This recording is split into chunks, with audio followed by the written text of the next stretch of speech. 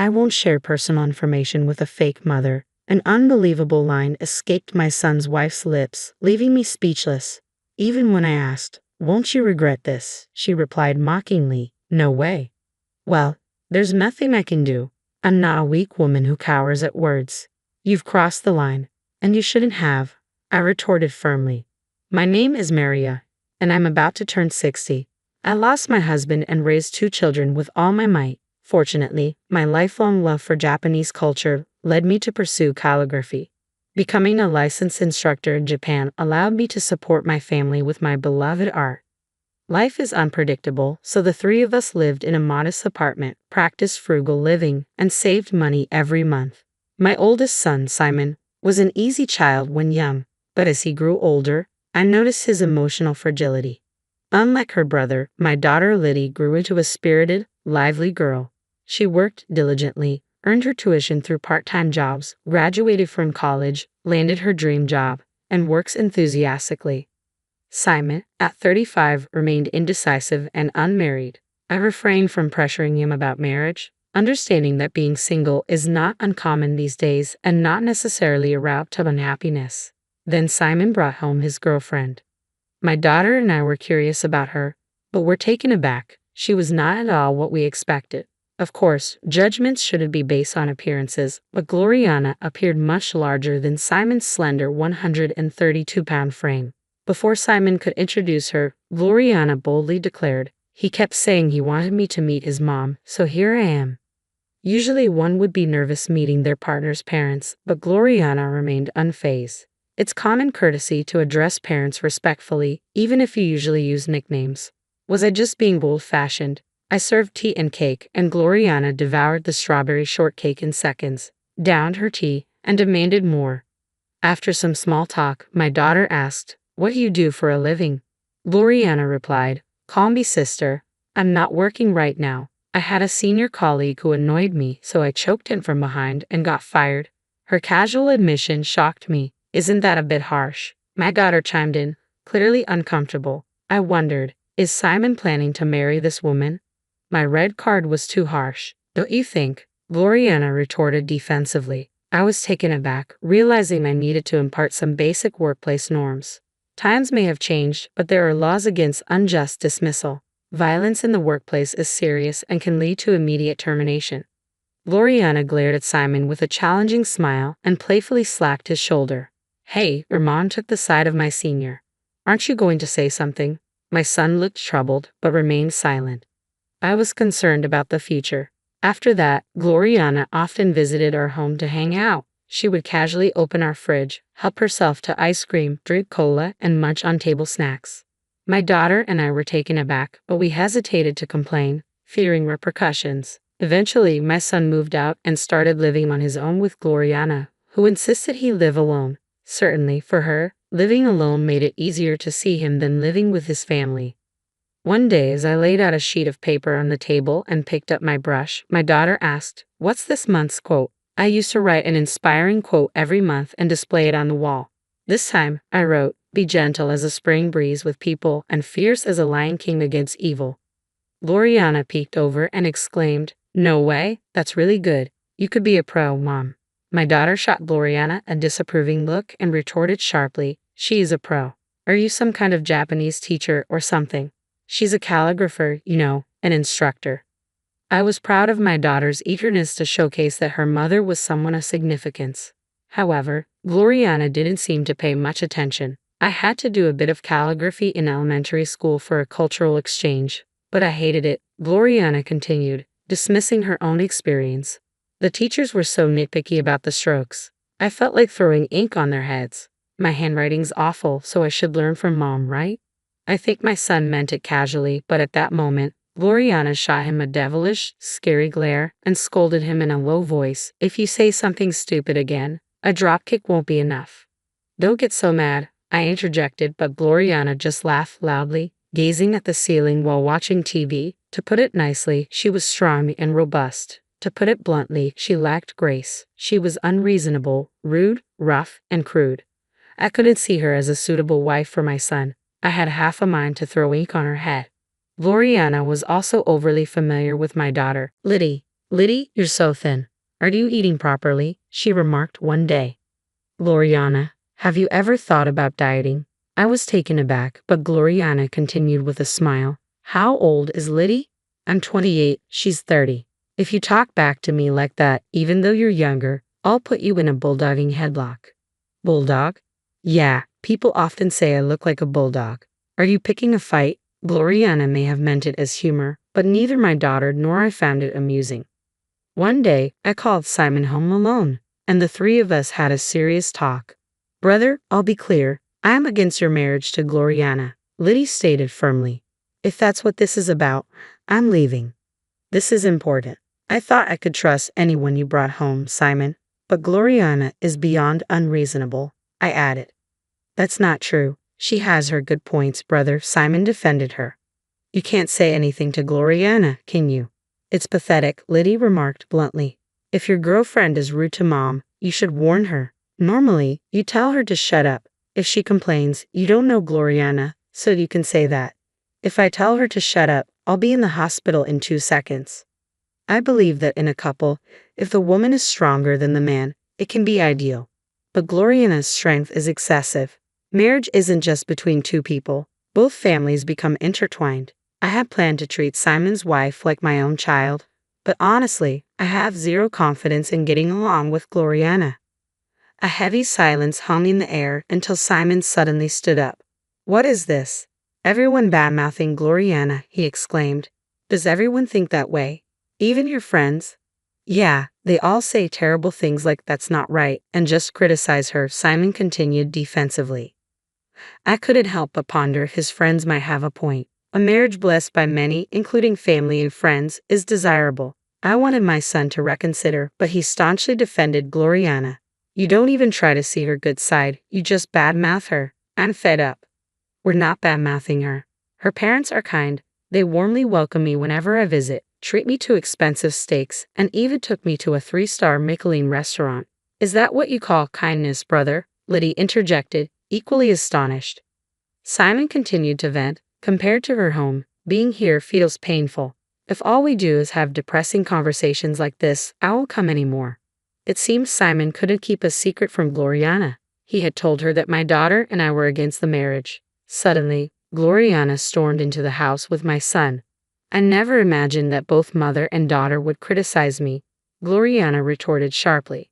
You're not the ones getting married, so stop interfering. Her tone turned rough, revealing what seemed to be her true nature. Gloriana started to pick on Simon too, blaming him for not speaking up properly. When Gloriana began to berate my child, I finally yelled, "Stop it. People change when they meet someone of the opposite sex, sometimes for the better, sometimes for the worse. Did I make a mistake in raising my son? I don't recall spoiling him. The teenage and 20s are times for mental and physical training. Though I didn't indulge him, growing up without hardship can leave one weak-hearted, prone to complaining even in a privileged environment. I wanted to raise a strong child, but a diamond can be fragile." Gloriana complained to Liddy and me unilaterally and left Simon behind. When Liddy started blaming Simon, he lost his temper. A guy who takes his mother's side when his mother and girlfriend fight is the worst, isn't he? Liddy remarked. That's not true. You don't care how I feel, Simon protested, caught in the middle. Enough already. Simon left, and we didn't see him for a while. Then one day something unexpected happened. A postcard arrived in the mailbox. It was printed with "We got married," and there was a photo of Simon and Gloriana smiling arm in arm. I realized they must have had a private ceremony and decided to send a congratulatory card. As a parent, I noticed the postcard strangely didn't include their new address. When I called my son Simon, I learned they hadn't simply held a private ceremony. We had a grand wedding, Simon told me, with Gloriana's parents, relatives, friends, my friends, and colleagues. Weakness overtook me, and my knees trembled. Do you realize what you've done? I asked, trying to hold back my emotions. If you're going to lecture me, I'll hang up, Simon warned. But I'll tell you, we held the ceremony without inviting any relatives from the groom's side. I couldn't help but picture my relatives and feel a deep sadness.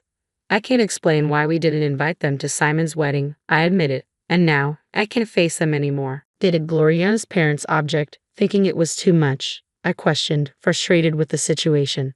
An unreasonable child from unreasonable parents. Something inside me began to crumble. Then Gloriana grabbed the phone. Put your hand on your chest and think hard about why you weren't invited to the wedding, she instructed. But I'll accept the card. I want to bring wedding and moving gifts to your new home. Please tell me the address. Then, unexpectedly, an unbelievable line came from Gloriana's mouth. I won't give personal information to a fake mother. I was left speechless, my mind reeling. Even when I asked, "Are you sure you won't regret this?" she mocked me. No way. Well then, it can't be helped. I'm not a weak woman who will cower at being spoken to like this. Put my son on. If you're going to lecture, forget it. Put my son on now, I demanded loudly. Gloriana yelled back. Don't act tough on the phone. If you yell again, I'll headbutt you. Hello, I finally managed, trying to keep my voice steady. I have something important to talk about. Please come home. I don't want to hear anything depressing. I'm here to give you a congratulatory card, I said to my son, feeling a deep sense of pity. Simon might get upset and leave if he has to face Liddy's rapid-fire words, I thought to myself, deciding to talk to him alone. I wanted Simon and Liddy to grow into strong-minded people, so I didn't indulge them or allow selfishness during their teenage and 20s, I explained. Enough with the old stories. Where's the gift? Simon interjected eagerly, changing the subject to money. Since your father worked hard, I managed to save most of the money I earned from calligraphy. Simon's eyes lit up as the conversation turned to money.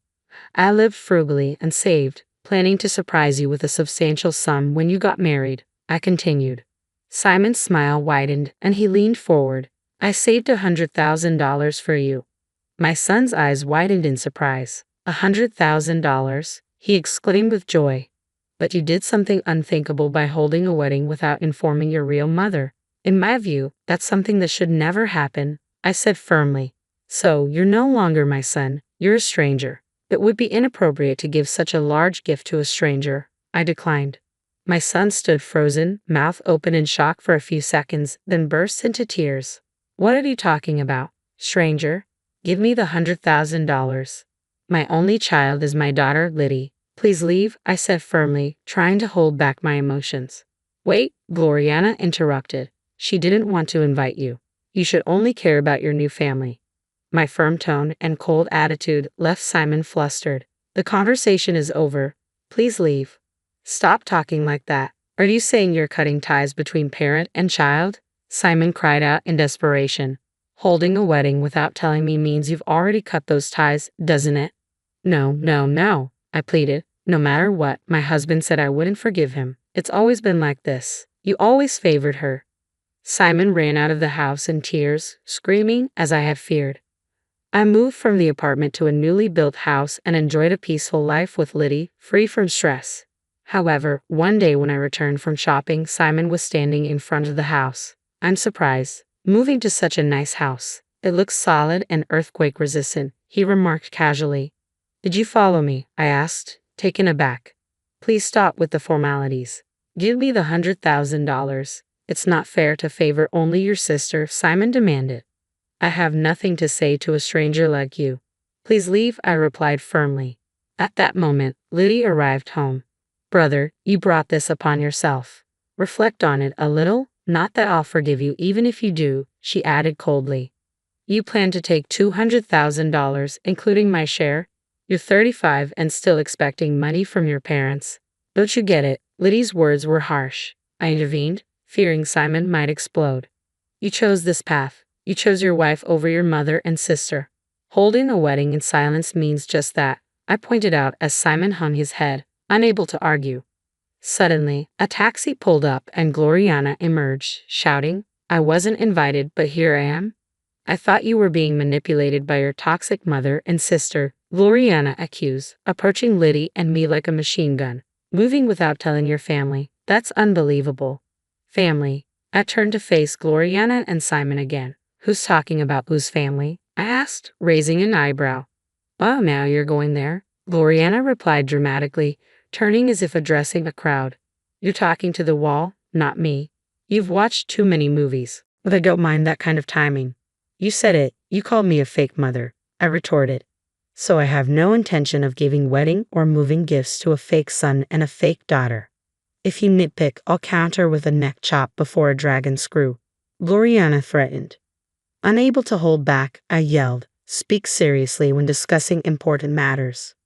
I warned you about yelling, or are you less intelligent than a crow? Gloriana shot back. I'll call the police, I declared. The mention of the police seemed to unsettle Gloriana, but she persisted nonetheless. We'll take the $100,000. With that, Simon and Gloriana left. I was disappointed, not by their desire for the money, but by their lack of concern for family ties. In dramas, mothers often give in to emotion and hand over money to their children, but that would never benefit my son. If one strays from the right path, family should help. But if the entitled mindset isn't corrected, the same mistakes will be repeated. I was resolved not to give them a single dollar. I aimed to treat good citizens with the gentleness and freshness of a spring breeze, but against evil, a spring breeze won't protect those dear to me from enemies. I must face them like a lion. My policy is to respond sincerely to sincere people, but to respond with strength to arrogant ones. The boomerang effect is scary. Given her attitude, Gloriana may have hurt many people in her life. Simon informed me that Gloriana's parents seemed to be on the brink of divorce, but he added, it's none of our business. Gloriana's father, who seems to be my age, had an affair with a woman 20 years younger, a female employee with whom he had an inappropriate relationship for years. It seems his wife found out. During a marital fight, Gloriana and her father argued, and he ended up in the hospital after she struck him. I was surprised. Simon's previous words were not a metaphor. She really did hit him. One night, Simon came crying to me. Please, I apologize for everything so far. Please help me. Despite it being night, Simon raised his voice. Family helps each other when in trouble, right? Your voice is loud. It's a nuisance to the neighbors, I reminded him. Sure enough, a neighbor was looking out the window. Reluctantly, I let Simon in.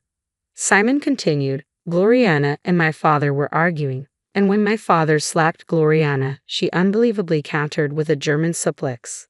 A German? You wouldn't think Gloriana could do such a vivid bridge with that body, I remarked, surprised. Liddy slammed the table angrily. Speak seriously when you're asking for something serious. I'm not joking. I could see Simon was flustered. I don't know much about wrestling, so I don't know what a German suplex is, but I understood that Simon was confused. With his head in his hands, Simon spoke softly. My father hit the back of his head and is now hospitalized. He's lying about falling down the stairs, but the doctor should be informed. This is an assault case. I considered the situation carefully. If your father can't work, our finances will be tight. Neither your mother nor Gloriana work, and my meager salary can't support us. Then you must get Gloriana to work quickly, I advised, though I worried if any company would hire her. Despite the sarcasm towards Gloriana, Simon didn't get angry. Instead, he bowed his head. Mom, I don't need $100,000. Just give me $10,000, please, Simon pleaded. It's impossible, I answered without hesitation. Understood. I'll bring Gloriana, and she'll apologize, Simon insisted. That won't happen. I'll make her apologize, I replied, feeling my parental instincts wavering. The next day, Simon returned with Gloriana. Gloriana, with an air of solemnity, lowered her head and said, Please forgive my rudeness until now. Lies, did you think you were being rude for a moment? Liddy retorted. Gloriana glared at her briefly before hanging her head again, pleading, Please help our family, I beg you. I refuse, I answered firmly, watching Simon's face pale. Mom, Simon started, but before Gloriana could kneel, I interjected, It's useless to grovel on the floor. Ignoring Gloriana's humiliated tremor, I continued, When dealing with someone who's lived for 60 years, it's important not to underestimate them, without knowing the hardships they've faced. Gloriana looked up at me, and I smiled wryly. Did I seem like just a gentle calligraphy teacher to you? Even if you claim to be a mafia woman, I will be intimidated. A mafia woman? What a lack of imagination, I remarked. It's not about that. I'm patient, but once I decide not to forgive, I can be utterly cold-hearted. Understand? Isn't family supposed to help each other in times of trouble? Liddy added, her disbelief evident. Gloriana, you've crossed the line. You shouldn't have. Please leave. I insisted firmly. Realizing she wouldn't be forgiven, Gloriana turned her frustration towards Simon. It's your fault for having zero persuasiveness and credibility. It's your fault for not being patient. You promised to endure whatever was said. Liddy chimed in sharply. Take it outside. You're unbearable, Gloriana snapped, storming out. Cold-hearted sister, you should have given her a pile driver on the concrete, not on the carpet. Feeling threatened, Simon ran after Gloriana, and I didn't stop them. Despite hearing my son's screams from outside, I ignored them. Eventually, Simon divorced Gloriana, and Gloriana's parents also divorced, a family torn apart. My heart ached. If I laughed at others' tragedies, I wouldn't escape the boomerang effect. Simon visited the house again, but I spoke to him at the entrance and didn't let him in. This is hard to say, but can I live here with you? Simon asked. It's impossible, I responded immediately, knowing that indulging him now would be meaningless. After that, I heard nothing from Simon. Days passed like a storm, but now both Liddy and I enjoyed clear skies every day. One day, Liddy mentioned she would bring her current boyfriend over. I felt a pang of anxiety. If her boyfriend turned out to be another rude and unreasonable man, I would feel it was fate. However, the young man my daughter brought was sensible and decent, and I breathed a sigh of relief.